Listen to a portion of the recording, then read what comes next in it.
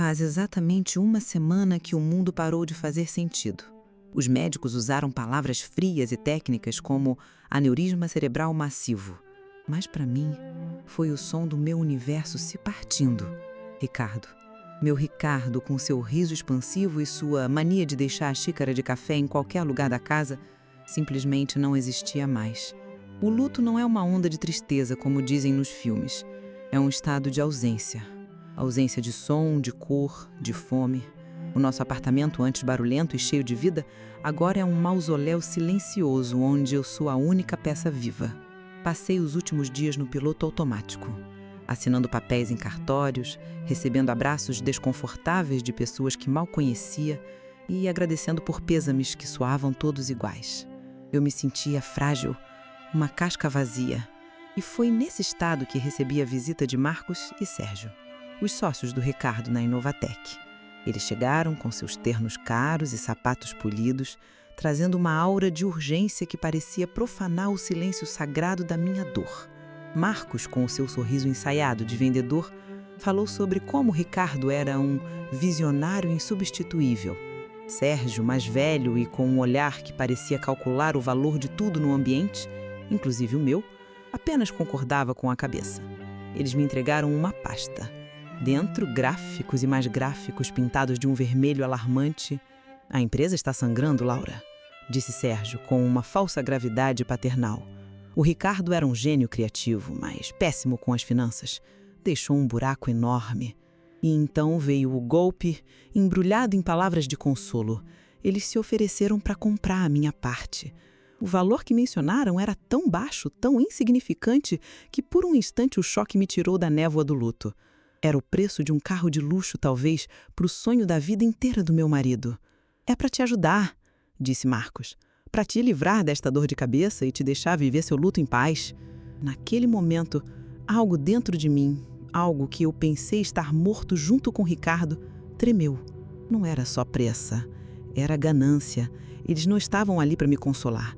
Estavam chutando um corpo para pegar a carteira. Eu abaixei a cabeça para esconder o brilho de fúria que subitamente acendeu em meus olhos. Assenti devagar, fingindo a fragilidade que eles esperavam ver. O jogo deles era óbvio, mas o meu estava apenas começando. 2 dias depois da visita de Marcos e Sérgio, eu liguei para eles. Usei a voz que eles esperavam. Trêmula, cansada, a voz de uma mulher derrotada. Agradeci pela oferta generosa e disse que precisava de um tempo para pensar, mas que antes de tudo gostaria de ir ao escritório para recolher os pertences pessoais do Ricardo. Um último adeus ao lugar que ele tanto amou. Houve uma pequena pausa do outro lado da linha. Provavelmente se interrogaram pensando que era um pedido inofensivo. Talvez até um passo para que eu aceitasse logo o acordo e sumisse de suas vidas. Claro, Laura, quando você quiser, disse Marcos, com sua simpatia oleosa. Estarei aqui para te receber. Era exatamente o que eu queria ouvir. A sede da Inovatec é um daqueles prédios imponentes na Faria Lima. Um monstro de vidro e aço que parece indiferente às vidas que pulsam e se quebram lá dentro. Eu sempre me senti uma estranha ali, a esposa do chefe em eventos de fim de ano. Mas desta vez, eu entrei com um propósito. Vestida com um luto discreto e elegante, com os olhos deliberadamente baixos, eu era a personificação da fragilidade. Os funcionários me olhavam com pena. Sussurros me seguiam pelo carpete cinza. Coitada, tão jovem. Deixei que vissem exatamente isso. A pena era o meu escudo e a minha arma. Marcos me recebeu no lobby com um abraço que não pedi. Ele me guiou pelo escritório falando sem parar sobre projetos sem importância, me tratando como uma criança que precisava ser distraída. Sérgio não apareceu. Melhor, ele era o mais difícil de enganar. Chegando à sala do Ricardo, a porta de vidro com seu nome gravado me deu um soco no estômago. O cheiro dele ainda estava ali, uma mistura de café e do perfume amadeirado que ele usava. Por um momento, a minha farsa quase ruiu. A dor era física, real, mas eu a engoli, a transformei em combustível. Comecei a empacotar suas coisas em uma caixa. Porta-retratos nossos, um boneco do tio Patinhas que ele mantinha na mesa, canetas, livros. Marcos ficou por perto no início, mas sua paciência era curta. Logo ele recebeu uma ligação e se desculpou, dizendo que me deixaria com mais privacidade. Sozinha. Finalmente. Com o coração martelando, fui até o computador do Ricardo. Pressionei a barra de espaço. A tela se acendeu pedindo uma senha. Eu respirei fundo e digitei a data do nosso primeiro encontro. Acesso concedido. Ricardo era um romântico incurável. E seus sócios, predadores pragmáticos, jamais imaginariam uma senha tão amadora. Abri seu e-mail. A caixa de entrada era um pesadelo de urgências corporativas. Foi nos rascunhos que encontrei. Um e-mail não enviado. O destinatário era um advogado de fusões e aquisições, um nome que eu não conhecia. O assunto era Auditoria Urgente Projeto Fênix. O corpo do e-mail era curto e alarmante. Ricardo escrevia: Estou com sérias suspeitas de desvio de capital e sabotagem interna no Projeto Fênix. Os números que Marcos e Sérgio me apresentaram não batem com os relatórios de progresso. Preciso de uma auditoria externa e sigilosa o mais rápido possível. Eles não podem saber. Meu sangue gelou. Ali estava, a prova de que eu não estava louca. Ricardo sabia. Ele estava prestes a agir. E então ele morreu. Uma coincidência conveniente demais.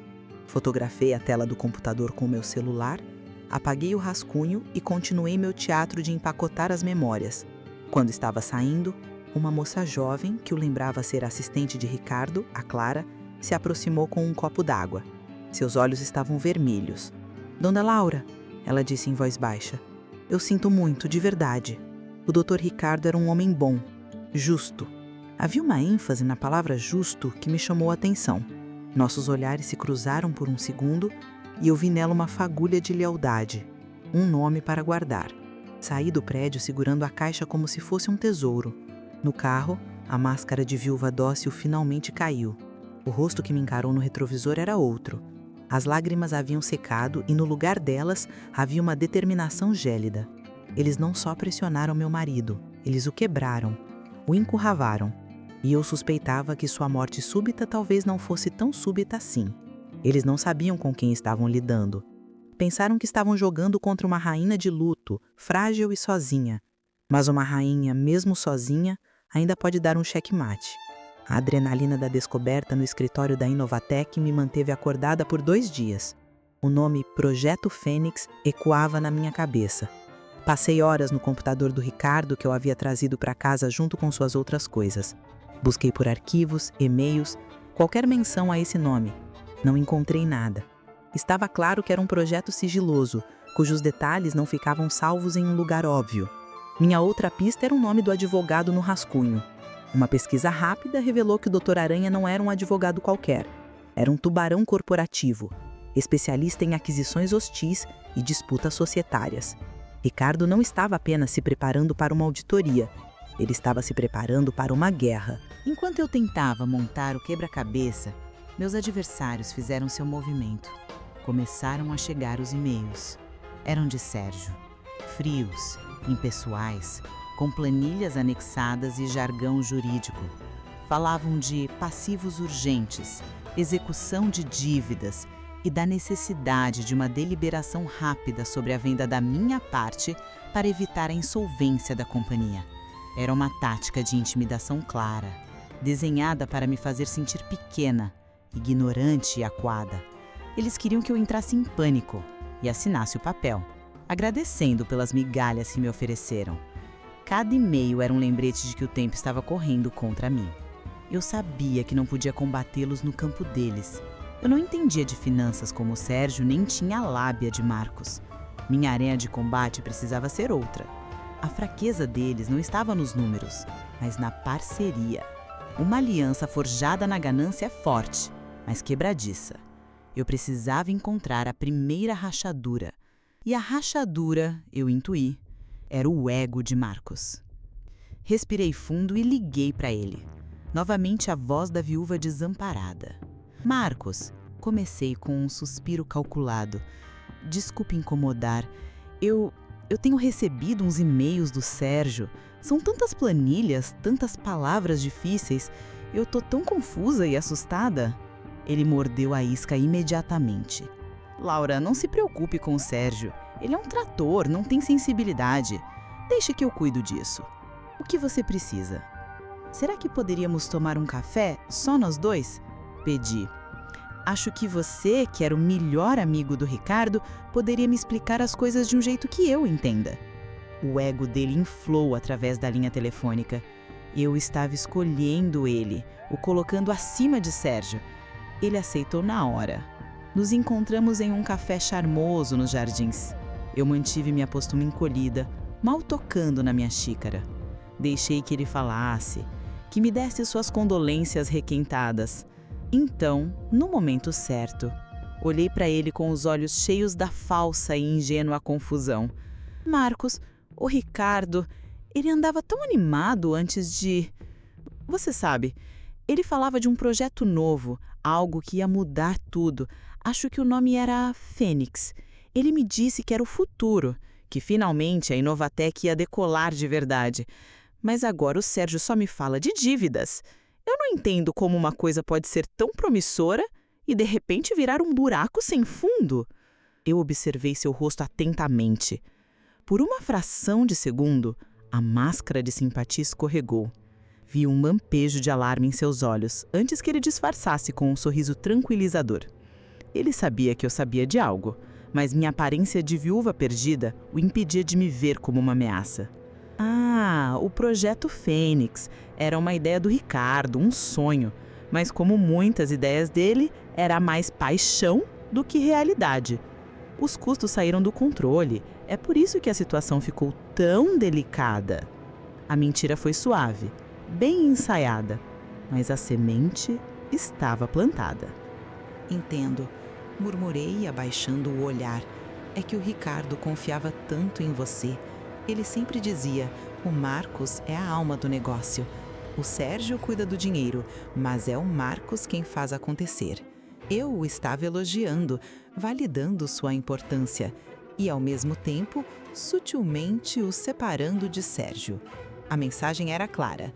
Talvez Sérgio, o homem do dinheiro, estivesse pintando um quadro mais sombrio do que o real para ficar com tudo para si. Ele saiu do café se sentindo o protetor, o homem no controle, mas eu vi a dúvida em seus olhos. Ele iria questionar Sérgio, não por minha causa, mas pela dele. A ganância desconfia até da própria sombra. Eu voltei para meu carro sentindo um calafrio, uma mistura de medo e poder. Eu havia acabado de sussurrar a primeira mentira. A primeira peça de dominó havia sido levemente empurrada. Agora, era só esperar o efeito em cadeia. Os dias que se seguiram à minha conversa com Marcos foram um exercício de controle da ansiedade. Cada toque do telefone me fazia pular. Eu repassava nosso café em minha mente, analisando cada palavra, cada microexpressão dele, me perguntando se eu havia sido sutil o suficiente ou se tinha revelado meu jogo cedo demais. O silêncio da Inovatec era enervante. Os e-mails ameaçadores de Sérgio pararam.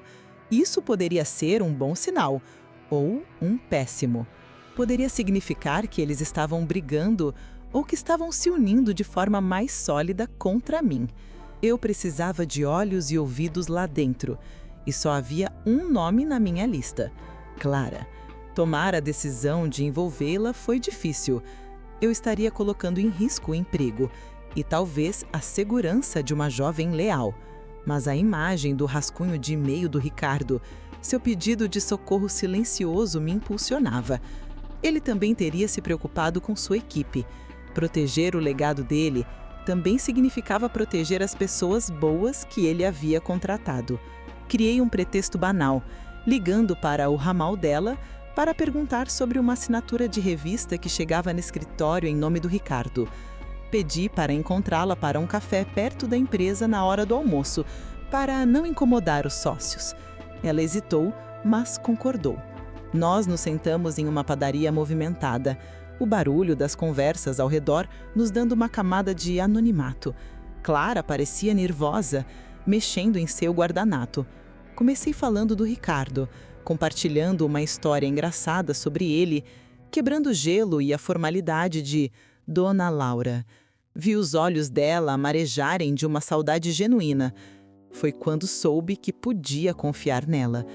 Clara, eu disse, baixando a voz, eu sei que o Ricardo estava preocupado com a empresa antes de morrer. Muito preocupado. E eu não acredito na história que Marcos e Sérgio estão me contando. Foi como abrir uma comporta. Com a voz embargada e olhando constantemente ao redor, ela me contou tudo. Depois que a senhora conversou com o seu Marcos na semana passada, o inferno começou aqui. Ela sussurrou. Ele foi direto para a sala do seu Sérgio e os dois tiveram a pior briga que eu já vi.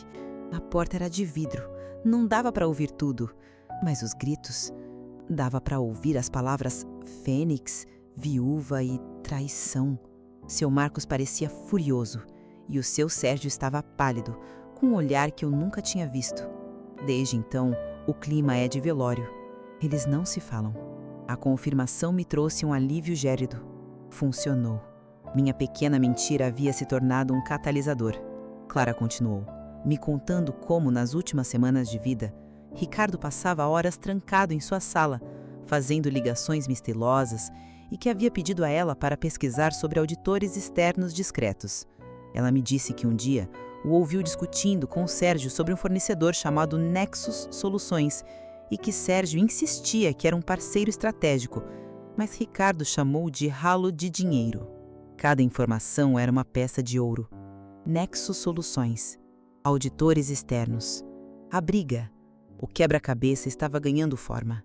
Eu olhei para Clara, para aquela jovem assustada, mas corajosa, e tomei uma decisão. Clara, eu não vou deixar que eles destruam o que o Ricardo construiu. E não vou deixar que a morte dele seja em vão. Mas eu não posso fazer isso sozinha. Os olhos dela se fixaram nos meus, e eu vi o medo ser substituído por determinação. Ela tinha feito a sua escolha. Meu plano precisava mudar. Eu não era mais apenas uma jogadora solitária movendo peças de fora. Agora eu tinha um bispo posicionado dentro do tabuleiro inimigo. Eu não vou te pedir para fazer nada que te coloque em perigo imediato, eu disse com a voz firme. Por enquanto, eu só preciso que você observe. Reuniões, telefonemas, documentos deixados em impressoras, especialmente qualquer coisa relacionada ao projeto Fênix ou a essa empresa, Nexus Soluções. Anote tudo. Use um celular descartável se precisar. Mande mensagens por códigos. Nós vamos nos comunicar com cuidado. Saí daquele café me sentindo uma pessoa diferente. A dor do luto sempre estava ali, uma brasa constante no meu peito, mas agora ela compartilhava espaço com uma chama fria de propósito. A solidão da minha vingança havia sido quebrada. Eu tinha uma aliada. O jogo havia se tornado mais perigoso, mas pela primeira vez eu senti que a vitória não era apenas possível, era inevitável. Nossa comunicação era um balé de cautela. Eu e Clara usávamos um aplicativo de mensagens criptografadas em celulares pré-pagos, com códigos que havíamos combinado. As flores da sala de reunião precisam ser regadas. Significava que ela tinha algo para me contar. E foi essa mensagem que recebi numa terça-feira chuvosa. A informação que ela me passou, no entanto, foi um soco no estômago. Aparentemente, Sérgio havia começado uma campanha de difamação silenciosa dentro da empresa. Em conversas de corredor e em reuniões de departamento, a nova narrativa era que Ricardo, em sua paixão cega pelo projeto Fênix, havia feito apostas irresponsáveis, colocando a empresa em um risco financeiro catastrófico. Sérgio e Marcos eram, segundo essa nova versão, os heróis relutantes que estavam tentando salvar o navio do naufrágio que seu antigo capitão causara. A raiva que senti foi diferente de tudo. Eles não estavam apenas tentando roubar a empresa do meu marido. Estavam roubando sua história, manchando seu nome com as mesmas mãos sujas que agora contavam o dinheiro que ele deveria ter lucrado. Eles estavam assassinando sua memória. Essa profanação tornou minha missão ainda mais visceral. Não era apenas por justiça ou dinheiro, era para reescrever a verdade. Como se a pressão interna não bastasse, uma nova frente de batalha se abriu onde eu menos esperava, na minha própria família. Minha mãe, Helena, veio me visitar. Com o coração cheio de preocupação genuína, ela me encontrou em meio a uma pilha de papéis do Ricardo que eu analisava na mesa de jantar. Para ela, aquilo não era investigação, era obsessão. "Laura, minha filha", disse ela, com a voz suave de uma mãe que só quer aliviar a dor da cria. Você precisa parar de se torturar. O Ricardo se foi. Viver no meio das coisas dele, dessa empresa que só lhe deu dor de cabeça no final, não vai trazê-lo de volta. Aceite a oferta dos sócios. Pegue o dinheiro. Vá para a Europa. Respire novos ares. Recomece. Cada palavra dela era uma punhalada. Ela não fazia ideia. Eu não podia contar a verdade. Não podia arrastá-la para o perigo e para a sujeira de tudo aquilo. Então, tive que representar. Tive que ser a filha de luto, perdida e teimosa. Eu ainda não estou pronta, mãe, respondi, forçando a voz a embargar. A mentira pesava na minha alma. Estar tão perto da minha mãe e ao mesmo tempo tão terrivelmente sozinha na minha guerra era uma nova forma de agonia. A preocupação dela era mais um obstáculo, mais uma performance que eu teria que manter. Naquela noite, depois que minha mãe foi embora, me senti encurralada. A investigação amadora que eu e Clara conduzimos tinha limites. O nome que ela me dera, Nexo Soluções, era a minha única pista concreta sobre a fraude. Mas eu não tinha como investigá-lo a fundo sem levantar suspeitas. Eu precisava de um profissional. Alguém que pudesse mergulhar nesse esgoto sem que ninguém soubesse da minha existência. Recorri a um contato que Ricardo mencionara uma vez, um advogado de defesa que o ajudou em um caso antigo. Pedi a ele uma indicação de um investigador particular, alguém discreto, eficiente e, acima de tudo, invisível.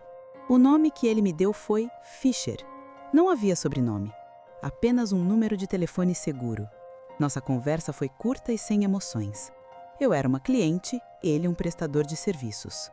Expliquei que precisava de um dossiê completo sobre a Nexo Soluções, seus donos, seu histórico de negócios, sua relação contratual com a Inovatec e, principalmente, o fluxo de dinheiro entre as duas empresas. O preço que ele cobrou era alto, uma fatia considerável das minhas economias pessoais. Por um momento, a voz da minha mãe ecoou na minha cabeça. Mas então, a imagem do nome do Ricardo sendo arrastado na lama me deu a certeza. Confirmei o serviço e fiz a transferência. O dinheiro saiu da minha conta. A roleta estava girando e eu havia feito minha aposta. Não havia mais como voltar. O relatório de Fischer chegou como um sussurro digital, um arquivo criptografado que continha a certidão de óbito da minha inocência. As palavras eram secas, diretas, mas para mim, elas gritavam. Nexo Soluções era uma empresa de fachada. Uma casca vazia registrada em nome de 2 laranjas, com um endereço que levava a uma caixa postal. Fischer havia rastreado o fluxo de dinheiro.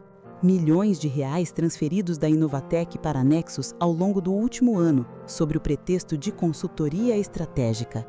Cada transferência, sem exceção, havia sido autorizada por Sérgio. Era a arma do crime, a prova irrefutável. Mas no final do relatório havia um anexo. Um único pagamento, o maior de todos, feito 3 semanas antes da morte de Ricardo. E ao lado da assinatura de Sérgio estava de Marcos. Meu coração afundou. Meu plano até então era simples: isolar Sérgio como arquiteto da fraude e usar o ego de Marcos para implodir a parceria. Mas essa assinatura complicava tudo. Marcos era um cúmplice total? Ou apenas um peão vaidoso enganado por Sérgio para assinar algo que não compreendia totalmente? Se eu atacasse com essa informação, poderia forçá-los a se unirem contra a ameaça comum, eu. A complexidade do jogo havia aumentado exponencialmente. Eu precisava saber o quanto Marcos realmente sabia. Clara me informou que Marcos estaria em um evento de networking em um hotel de luxo naquela semana. Era a minha chance. Vesti-me com uma sobriedade estudada, um vestido preto que era elegante, mas que ainda gritava luto. Ensaiei minha expressão, uma tristeza suave, a de uma mulher que está tentando bravamente voltar ao mundo. O nosso encontro tinha que parecer uma coincidência. Eu o abordei perto do bar com uma surpresa ensaiada. Marcos, que coincidência! Ele pareceu genuinamente surpreso. Depois seu rosto se abriu no sorriso de relações públicas de sempre. Laura, que bom te ver de pé, tentando sair de casa. Conversamos trivialidades por alguns minutos, o escudo perfeito da normalidade. Então, com a mesma entonação de uma viúva confusa que usei no nosso café, eu disse: Sabe, Marcos, eu estive olhando aqueles papéis da empresa de novo, tentando entender. Vi uns pagamentos muito altos para uma empresa chamada Nexus Soluções. O nome do Sérgio estava em todos eles. Fiquei me perguntando, que consultoria caríssima é essa que o Ricardo nunca me mencionou? Eu o observei como um falcão. Foquei apenas em Sérgio, colocando todo o peso sobre ele. Por um instante vi o pânico cru em seus olhos. A cor sumiu de seu rosto e ele engoliu em seco. A reação foi mais forte do que eu esperava. Ele não era um mestre do crime. Era um amador pego de surpresa. Nexus? Ele repetiu, a voz um pouco mais aguda. Ah, isso é uma reestruturação fiscal? Coisa do Sérgio, extremamente complexo. Ele disse que era para otimizar os lucros do Fênix. A resposta era claramente improvisada. Ele estava se distanciando, jogando a responsabilidade para Sérgio, exatamente como eu esperava. A menção de que seria para otimizar lucros me disse tudo. Sérgio provavelmente o vendeu como um esquema de caixa 2, um desvio para benefício de todos, não como uma sabotagem para falir a empresa. Ele era culpado, mas talvez não de tudo. Voltei para casa naquela noite com uma sensação amarga de vitória. Meu plano de dividi-los estava mais viável do que nunca, mas a adrenalina da caçada deu lugar a um vazio profundo. Sentei-me no escuro da sala, com a cidade de São Paulo brilhando lá fora, e encarei uma foto minha e do Ricardo, sorrindo em uma praia. O homem na foto parecia pertencer a outra vida, a uma mulher que eu não reconhecia mais. Quem era eu agora? Uma mentirosa? Uma manipuladora que usava a memória do marido como arma e a lealdade de uma jovem como munição? Eu estava mentindo para minha mãe, caçando os sócios do meu marido e sentindo um prazer frio em cada pequena vitória. O rosto no espelho estava se tornando tão duro e calculista quanto o de Sérgio. O dilema me atingiu com força. Ao lutar contra monstros, eu estava me tornando um deles. As lágrimas que vieram não eram apenas de luto por Ricardo, mas por mim, pela mulher que eu estava deixando para trás. Mas, ao secar o rosto, uma certeza permaneceu. Eu podia lamentar a perda da minha antiga eu mais tarde. Agora, eu tinha uma guerra para vencer. O pânico de Marcos era a minha vitória. Por alguns dias, me permiti sentir que estava no controle, que meu plano de dividir para conquistar estava funcionando perfeitamente. Eu imaginava Marcos apavorado, pressionando Sérgio, e a aliança deles se esfarelando sob o peso da desconfiança. Eu estava tão focada na guerra psicológica que me esqueci de uma regra fundamental. Quando você encurrala um animal, ele ataca. E Sérgio era, de longe, o mais perigoso dos dois. A mensagem chegou numa noite de quinta-feira. Eu cheguei em casa depois de um jantar com minha mãe, um esforço exaustivo para manter as aparências. A porta estava trancada, como eu havia deixado. Nada parecia fora do lugar. Foi só quando entrei no meu quarto que o ar me faltou. A pequena caixa de música que Ricardo me dera, que sempre ficava na minha mesa de cabeceira, estava agora no centro da minha cama, aberta, tocando sua melodia suave e fantasmagórica no silêncio do apartamento. Meu primeiro instinto foi gritar, o segundo correr, mas eu fiquei paralisada, o coração batendo descontroladamente na garganta. Andei pelo apartamento como uma sonâmbula. Nada havia sido roubado. A TV, o notebook, as joias, tudo estava lá. Mas alguém esteve ali. A porta do meu armário estava entreaberta. Um livro na estante estava de cabeça para baixo. Eram toques sutis, quase artísticos, calculados para gerar um máximo de terror. Não era um assalto, era uma invasão. Era um recado claro, assinado por Sérgio. Eu sei o que você está fazendo. Eu posso chegar até você a qualquer hora, em qualquer lugar. Pare. O medo que senti foi primitivo, paralisante. Naquela noite eu não dormi. Fiquei sentada na sala, no escuro, com uma faca de cozinha na mão, pulando a cada som do prédio. Eles haviam violado meu santuário, transformado meu lar em parte do campo de batalha. Pela primeira vez, a ideia de desistir, de ligar para eles e aceitar a oferta ridícula apenas para ter paz, passou pela minha cabeça. Eu estava sozinha, apavorada, e eles eram poderosos. Foi uma mensagem de Clara, na manhã seguinte, que me tirou da espiral de pânico e a transformou em fúria. As flores precisam de água urgente. Ela havia encontrado algo, Durante uma suposta organização dos arquivos antigos do Ricardo, ela achou uma série de relatórios de despesas antigos. Neles, Ricardo pedia reembolso de quilometragem para visitas a um endereço que não fazia sentido. Não era a casa de um cliente, nem um fornecedor conhecido. Era uma casa em um bairro residencial tranquilo, no Morumbi, um lugar para o qual ele viajou pelo menos 5 vezes nos 2 meses que antecederam sua morte. As datas coincidiam com o início dos pagamentos mais pesados para Nexus Soluções. O endereço queimava na tela do meu celular. O medo ainda estava presente, mas agora ele tinha um novo companheiro, uma curiosidade febril e uma raiva renovada. A invasão do meu apartamento não tinha sido um ato aleatório de intimidação. Eles estavam com medo. Estavam com medo porque Ricardo havia descoberto algo que o levava para aquela casa. E agora, eles tinham medo que eu descobrisse também. O dilema me consumiu.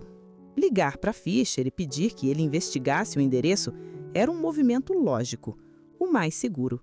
Mas a segurança parecia um luxo que eu não podia mais pagar. Eles já haviam estado na minha casa. A guerra já era pessoal. Eu precisava ver com meus próprios olhos. Precisava entender o que Ricardo viu. A passividade, a estratégia de mover as peças à distância havia acabado. O recado de Sérgio, que deveria me fazer recuar, teve o efeito oposto. Acendeu em mim uma imprudência que eu não sabia que possuía. Naquela tarde, com as mãos ainda tremendo, mas com uma nova e gélida determinação, eu peguei a chave do meu carro. Joguei o endereço no GPS. A voz eletrônica, me guiando pelas ruas de São Paulo, soava calma, quase zumbeteira, alheia ao fato de que eu não estava apenas dirigindo para um novo local. Eu estava cruzando uma fronteira, deixando para trás a Guerra Fria, de sussurros e e-mails, para entrar no território físico e perigoso do segredo que custou a vida do meu marido. O medo ainda estava no banco do carona, mas quem dirigia, agora, era a raiva. A casa no Morumbi era a imagem da normalidade suburbana. Muros altos, um jardim bem cuidado, câmeras de segurança discretas. Nada que gritasse centro de operações de uma fraude milionária. Estacionei a 2 quadras de distância, com o coração batendo na base da garganta, sentindo-me uma amadora em um filme de espionagem. Por uma hora, nada aconteceu. Eu já estava prestes a desistir, a me convencer de que era uma pista falsa, quando um carro de luxo discreto parou em frente ao portão, que se abriu automaticamente.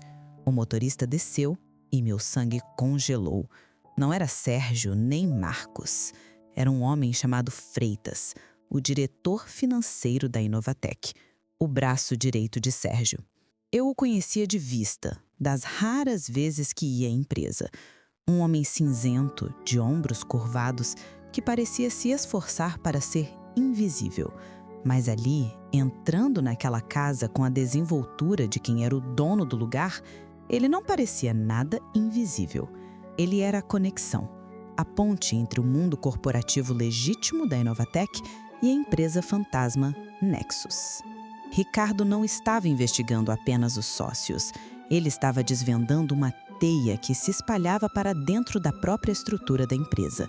A casa não era apenas um endereço num relatório, era o ninho da serpente. Com as mãos trêmulas, liguei para Fischer. Minha voz era um sussurro apressado. Tem uma atualização, o endereço no Morumbi. Acabei de ver um homem chamado Freitas entrando na casa. Ele é o CFO da Inovatec, o homem de confiança de Sérgio. Houve um silêncio na linha e eu pude quase ouvir as engrenagens na mente do investigador girando. Isso muda o jogo, disse Fischer, com sua calma habitual, que de alguma forma me tranquilizava. Me dê algumas horas. Enquanto esperava o retorno de Fischer, a outra parte da minha vida, a que eu tentava desesperadamente proteger, me enviou um sinal de socorro. Uma mensagem de Clara. Ele sabe. Acho que ele sabe. O pânico em suas palavras era palpável. Liguei para ela no nosso canal seguro. A voz dela era um fio, aterrorizada. É o Freitas. Desde a briga dos sócios, ele está diferente. Ele me fez perguntas sobre o meu acesso aos arquivos do Dr. Ricardo. Disse que era para uma auditoria de segurança. Hoje, ele passou pela minha mesa e disse com um sorriso estranho: lealdade é uma coisa rara e valiosa, Clara. E a deslealdade tem um custo alto.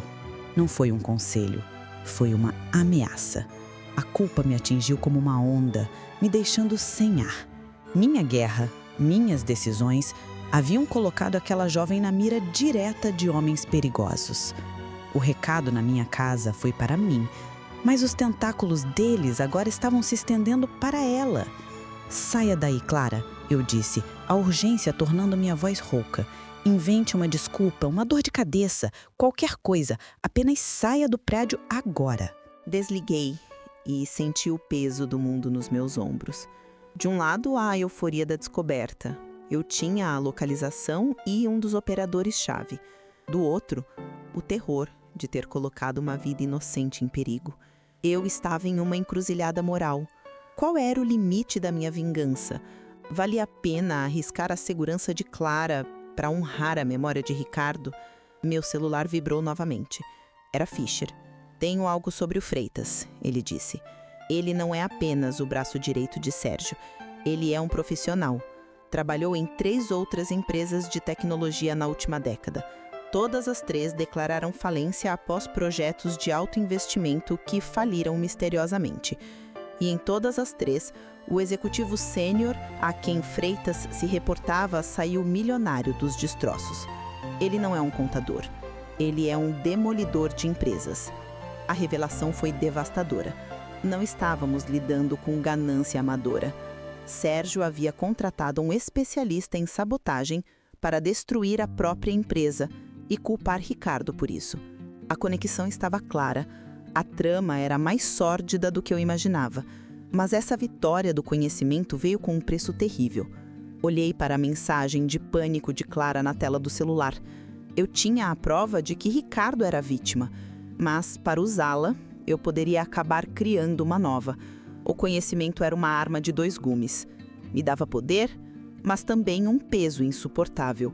A imagem de Clara aterrorizada me assombrou. Antes de fazer qualquer outra coisa, eu precisava tirá-la da linha de fogo. Liguei para ela. Clara, acabou, eu disse, com uma firmeza que eu não sentia. Vá ao médico. Pegue um atestado de estresse, de esgotamento. Tire uma licença longa. Desligue esse celular e suma por um tempo. Eu cubro qualquer despesa que você tiver.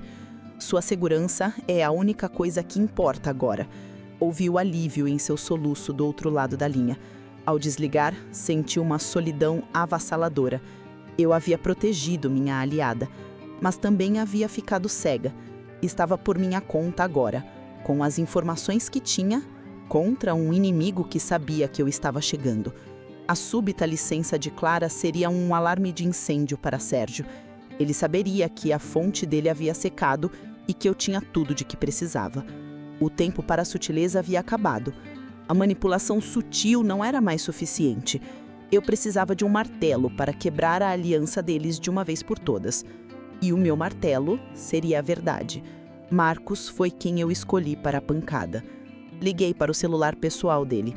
Minha voz não era a da viúva frágil. Era fria, controlada. Marcos, precisamos conversar, a sós, sobre a Nexus Soluções e sobre o seu futuro. Me encontre na suíte 1407 do Hotel Emiliano em 1 hora. Venha sozinho. Se o Sérgio souber que você está aqui, nosso acordo acaba antes de começar. A menção de um acordo e o tom de comando o deixaram sem palavras. Ele apenas murmurou um ok e desligou. Eu cheguei antes, preparei o cenário. Uma suíte impessoal, com a vista de São Paulo ao fundo. Em cima da mesa de centro, apenas uma pasta. Quando Marcos chegou, ele parecia um fantasma. Pálido, nervoso, tentando manter uma fachada de controle que não enganava ninguém. Laura, que loucura é essa? O que está acontecendo? Sente-se, Marcos. Eu interrompi, apontando para a poltrona. Ele obedeceu.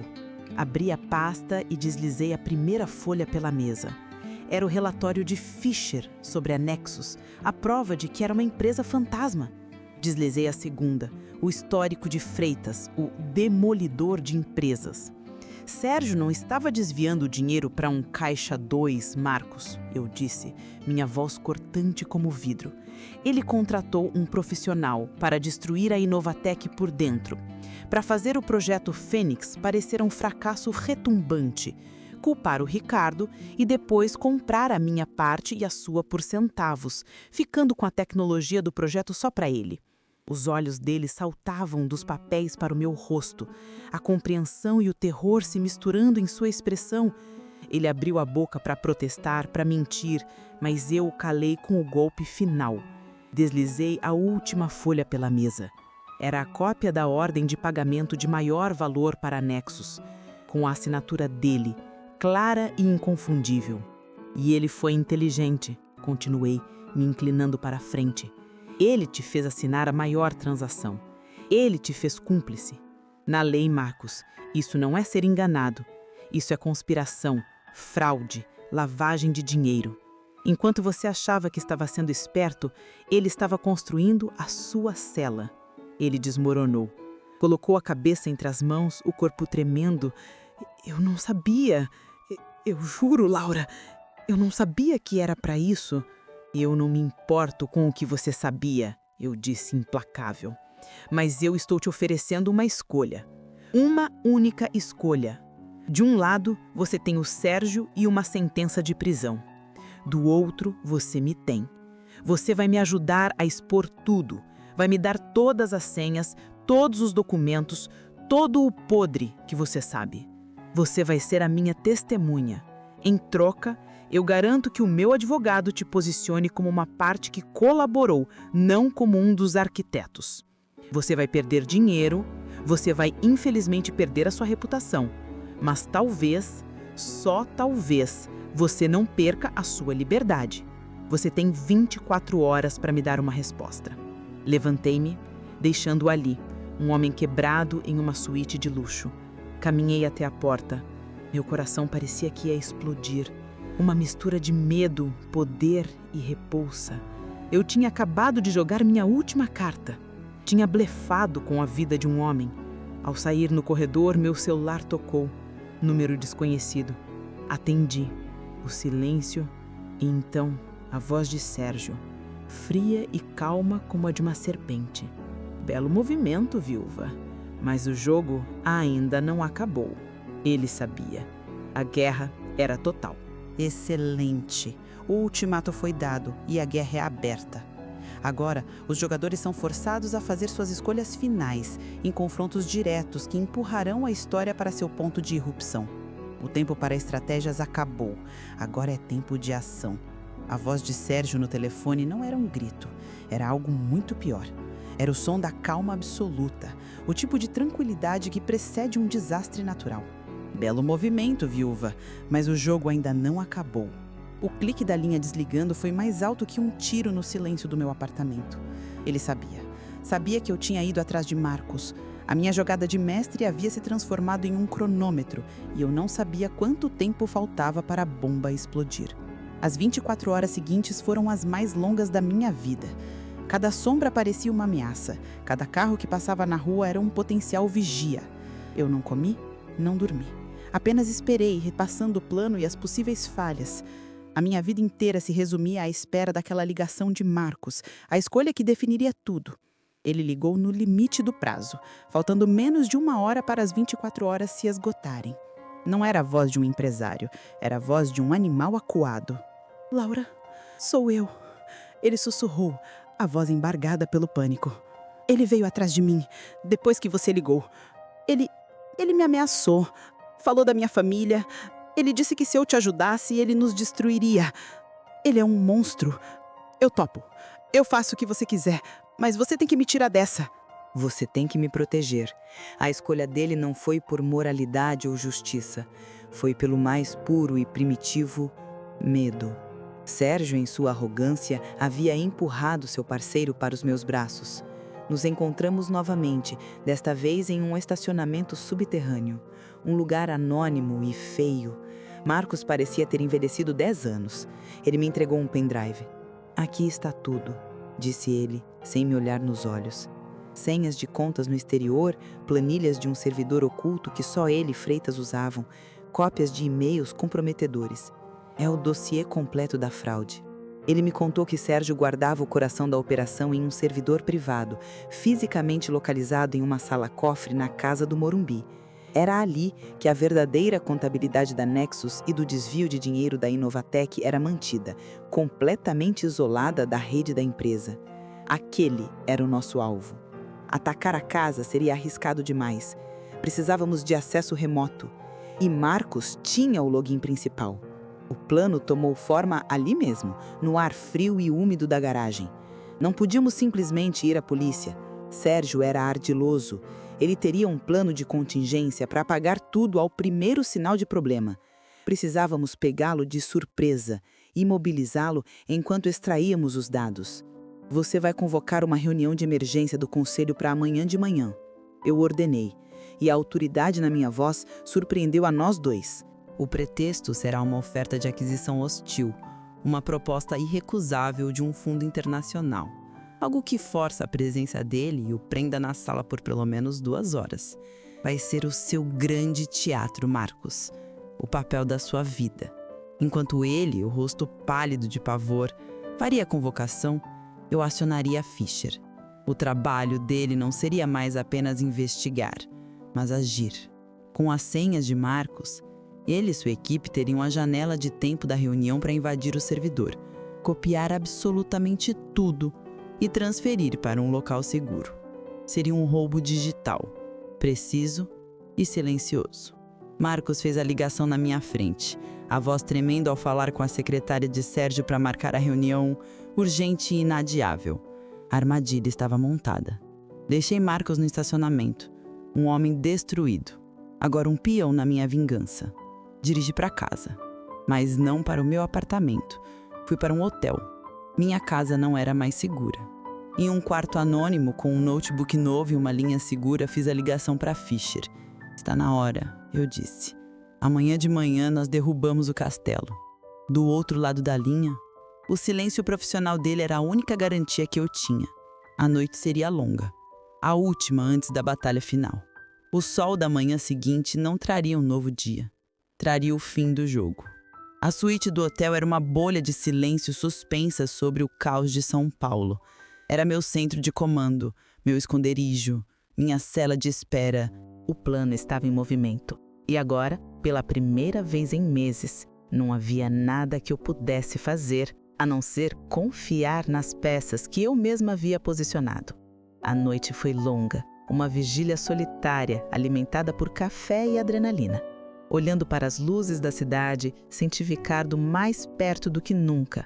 Não era uma assombração, mas uma presença calma. Conversei com ele no silêncio da minha mente. Não a esposa de luto, mas a soldado prestando contas ao seu general. Nós vamos terminar o que você começou, prometi ao seu fantasma. Eles não vão apagar seu nome, eu não vou deixar. Ao amanhecer, a calma deu lugar a uma eletricidade nervosa. Executei meus últimos preparativos com uma precisão robótica. Uma mensagem final e criptografada para Clara, que estava segura em um hotel no interior. O sol está nascendo. Era a nossa senha para a está acontecendo. A resposta dela foi imediata. Um único emoji de um punho cerrado. Força. Em seguida, uma ligação para o Dr. Aranha, o advogado que Ricardo pretendia contratar. Fui breve e direta. Dr. Aranha, meu nome é Laura.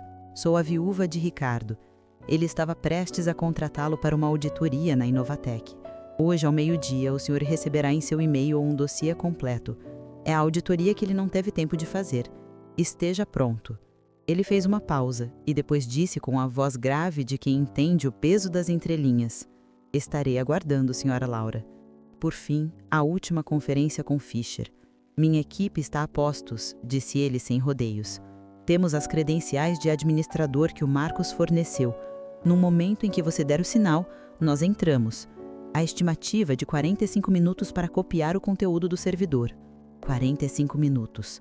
A vida de todos nós dependia daquele pequeno intervalo de tempo. Troquei o luto pelo poder. Guardei os vestidos pretos e vesti um terninho de calça cinza. afiado como uma navalha. Prendi o cabelo e o rosto que me encarou no espelho não pertencia mais a uma vítima. Eram os olhos de uma caçadora. Às 9 da manhã, meu celular vibrou. Uma mensagem de Marcos. Estou entrando. Era o sinal. A reunião havia começado. Respondi a Fischer com uma única palavra. Agora. O tempo começou a se arrastar. Na tela do meu notebook, eu acompanhava o progresso da equipe de Fischer através de uma janela de chat segura. As mensagens eram curtas, técnicas, mas para mim eram o som da batalha. 9:02. Acesso ao servidor estabelecido. 9:05. Bypass do primeiro firewall concluído. 9:10. Navegando na estrutura de diretórios. Eu imaginava a cena na Inovatec.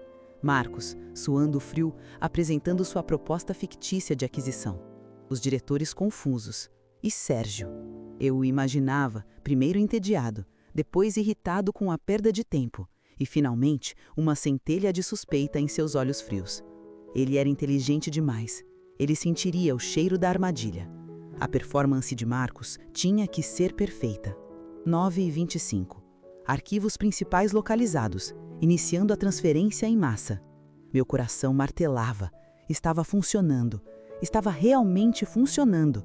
A barra de progresso da transferência começou a se preencher, lenta, agonizantemente lenta. 10%, 20%. Então, às 9:42, 2 mensagens chegaram ao mesmo tempo, vindas de 2 frentes diferentes, cada uma um torpedo no casco do meu plano. A primeira, de Fischer. Problema. O diretório final, o cofre, tem uma camada de criptografia militar. Não podemos copiar, temos que quebrar. Isso vai levar mais tempo, muito mais tempo. A segunda, do celular de Marcos, uma mensagem de texto digitada às pressas por baixo da mesa da sala de reuniões. Ele sabe. Sérgio está desconfiado, fazendo perguntas sobre a origem da oferta. Não consigo mais segurá-lo. O ar saiu dos meus pulmões. Olhei para a barra de progresso, travada em 48%. O tempo tinha acabado. Sérgio estava prestes a se levantar daquela mesa e o castelo de cartas que eu construí com tanto cuidado estava a um sopro de desmoronar. O pânico é uma onda de gelo que sobe pela espinha. Na tela, 48%. No celular, a mensagem de desespero de Marcos. O plano, meu lindo e intrincado castelo de cartas, estava desabando. Sérgio iria sair daquela sala, encontrar Marcos e tudo estaria perdido. Eu teria cutucado o monstro e falhado em abatê-lo. Naquele milissegundo de terror paralisante, uma certeza me invadiu. Eu comecei o jogo nas sombras, mas ele não terminaria assim. Se era para o meu plano falhar, eu não seria uma espectadora. Eu seria a própria explosão. Agarrei a pasta com as cópias dos documentos que Fischer havia me enviado e o pendrive que Marcos me deu. Corri para fora do hotel como se minha vida dependesse disso. E talvez dependesse. Cada segundo no trânsito de São Paulo era uma tortura. Eu podia sentir o tempo escorrendo entre meus dedos. Liguei para Fischer. Qual a situação? Estamos tentando uma rota alternativa para quebrar a criptografia, mas é lento. Laura, não faça nada imprudente. Desliguei. A imprudência era a única opção que me restava. Quando cheguei ao prédio da Inovatec, não parei para pensar. Passei pela segurança com um aceno de cabeça autoritário, usando pela última vez o poder fantasmagórico do nome do meu marido. O caminho até a sala de reuniões no último andar pareceu durar uma eternidade. O som do meu coração batia nos meus ouvidos. Parei em frente à porta de vidro fosco. Pude ver as silhuetas lá dentro. A tensão no ar era quase visível. Respirei fundo e empurrei a porta. O silêncio foi instantâneo e absoluto. Todos os rostos se viraram para mim. Os outros diretores confusos. Marcos, com a palidez da morte. E Sérgio.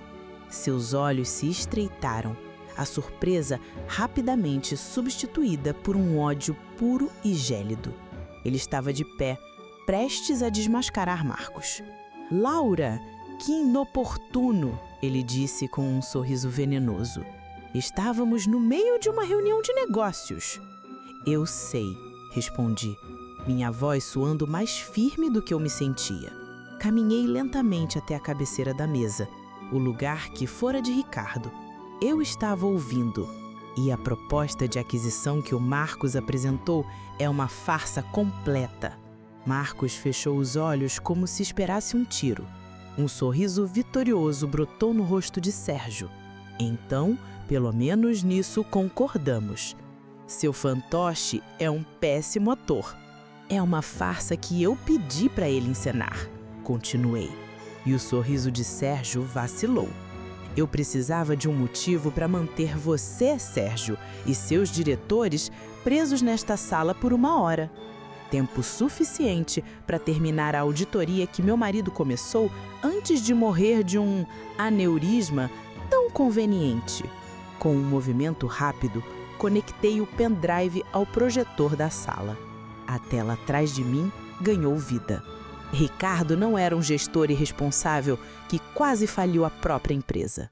Ele foi metodicamente sabotado. A estrutura da Nexus Soluções apareceu na tela. O fluxo de dinheiro. Os nomes dos laranjas. Por você, Sérgio. E pelo seu especialista contratado em demolições corporativas, Freitas. Isso é um absurdo? São documentos falsificados? Gritou Sérgio, o rosto vermelho de fúria, avançando em direção à mesa para arrancar o cabo. Essa mulher está louca? Louca? Ou será que ela apenas teve acesso ao servidor que você mantinha na casa do Morumbi? A menção da casa o fez parar. Foi um golpe direto no queixo. Ele me olhou e, pela primeira vez, vi não apenas raiva, mas medo em seus olhos. Sabia que estava perdido. Naquele momento de silêncio tenso, Marcos, vendo que não havia mais para onde fugir, que sua única salvação era se agarrar à verdade, levantou-se. Sua voz era um fio, mas todos na sala ouviram. É verdade. Tudo. Eu participei. Ele me usou, me ameaçou. É tudo verdade. A confissão de Marcos foi a pá de cal. Enquanto Sérgio olhava para seu ex-parceiro com um olhar assassino, meu celular vibrou sobre a mesa. A mensagem de Fischer. Simples, direta. Transferência concluída. Temos tudo. A polícia foi acionada. Levantei o celular lentamente, mostrando a tela para Sérgio. Seus olhos se arregalaram. Ele entendeu. Todos os firewalls, todas as camadas de segurança, todo o seu planejamento meticuloso. Tudo havia desmoronado. Acabou, Sérgio, eu disse, e minha voz não continha ódio, apenas um cansaço infinito. O som distante de sirenes começou a cortar o ar da manhã, crescendo a cada segundo, subindo pela avenida em direção ao prédio. O jogo da viúva havia terminado. Checkmate. As sirenes foram a trilha sonora do fim. O que se seguiu foi um borrão de uniformes, advogados e flashes de câmeras que de alguma forma conseguiram furar o bloqueio da empresa. Vi Sérgio ser levado, não mais o titã corporativo, mas um homem encolhido. Seu rosto uma máscara de fúria potente. Freitas, o demolidor, foi junto, silencioso e cinzento como sempre. Um fantasma sendo levado para o seu túmulo. A justiça, quando finalmente chega, não é um espetáculo glorioso. É um processo metódico, frio e burocrático. E eu assisti a cada passo dele. O processo legal foi, como previsto, uma guerra. Mas uma guerra para a qual, desta vez, eu estava preparada. O dossiê do servidor oculto era irrefutável. Sérgio e Freitas foram condenados a longas penas por fraude, conspiração e manipulação de mercado. A investigação sobre a morte de Ricardo foi reaberta e, embora a causa oficial nunca tenha sido alterada, a sombra da suspeita manchou o nome de Sérgio para sempre. Ele perdeu tudo. Marcos, como prometi, teve um destino diferente. Ele colaborou plenamente. Sua confissão detalhada foi a peça final que selou o caixão de Sérgio. Ele evitou a prisão, mas não o purgatório. Perdeu sua fortuna em multas e restituições. Seu nome se tornou sinônimo de traição no mundo dos negócios. Ele se tornou um pária, forçado a viver uma vida anônima, assombrado não pela culpa, mas pelo fracasso. Eu cumpri minha palavra, mas a vida se encarregou de sua própria forma de justiça. Com a verdade exposta, a Inovatec pôde respirar.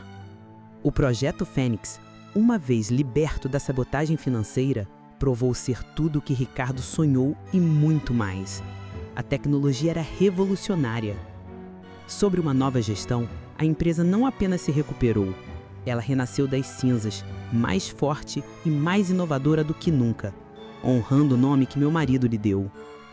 E a primeira pessoa que ajudei a reerguer a empresa foi Clara. Sua lealdade e coragem foram recompensadas. Hoje, ela não é mais uma assistente, mas uma das diretoras de operações, o coração ético da nova Inovatec. E quanto a mim, a viúva? Essa mulher morreu naquele dia na sala de reuniões. No caos que se seguiu, eu não me afastei. Eu entrei. Assumi meu lugar no conselho não como herdeira, mas como líder. A batalha contra Sérgio e Marcos não foi apenas uma vingança. Foi o mais brutal dos treinamentos de gestão. Eu aprendi sobre finanças, sobre estratégia, sobre a natureza humana em seu pior e em seu melhor. Descobri em mim uma força e uma acuidade que eu nunca soube que existia, enterrada sob camadas de uma vida confortável. O luto por Ricardo nunca desapareceu completamente. Ele se transformou. Não é mais uma ferida aberta, mas uma cicatriz, uma parte de quem eu sou. Ele é a memória que me lembra do porquê eu luto, a bússola moral que me guia nas decisões difíceis. Eu não vivo mais na sombra dele, mas carrego sua luz como um estandarte. Vingar sua morte foi o que me moveu, mas honrar sua vida é o que me define agora. O jogo acabou, as peças estão guardadas. Olhando para trás, para a mulher frágil e de luto que recebeu 2 predadores em seu apartamento, eu mal a reconheço. Mas eu sou grata a ela, por sua dor, por sua suspeita, pela primeira faísca de raiva que acendeu o fogo que me forjou. Eles pensavam que estavam jogando com uma viúva. No final, descobriram que estavam no tabuleiro de uma rainha. A incrível história de Laura nos mostra que, às vezes, é nos momentos de maior perda que descobrimos nossa verdadeira força. Ela foi subestimada, vista como uma peça frágil em um jogo de homens, mas provou que a inteligência e a coragem não têm gênero e nem se abalam com o luto. O que você achou da transformação dela? Qual foi o momento mais tenso dessa jornada para você? Deixe sua opinião aqui nos comentários.